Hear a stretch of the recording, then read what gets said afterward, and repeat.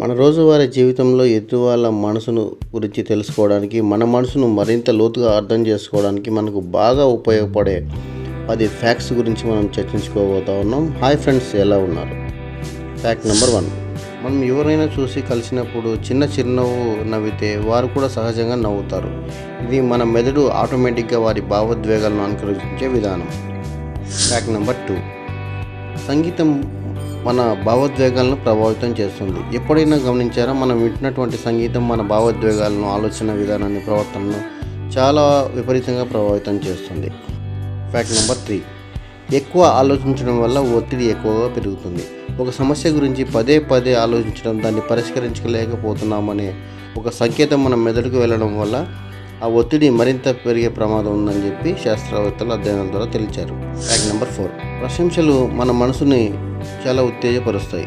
నిజమైన ప్రశంస ఒకరి ఆత్మవిశ్వాసాన్ని పెంచి వారి రోజు మరింత ఆనందంగా మారుస్తుంది. ఎప్పుడైనా సరే, ఎంతటి వాడైనా సరే ప్రశంసలను పొంది ఆనందించకుండా ఉండేందుకు అవకాశమే లేదు. Fact number 5. First impression is best impression అంటారు. దానిలో భాగంగానే మనం ఎవరికైనా సరే కలిసినప్పుడు కేవలం 7 సెకండ్ల లోపే ఒక అభిప్రాయాన్ని వారిపైన ఏర్పరచుకుంటాం. Fact number 6.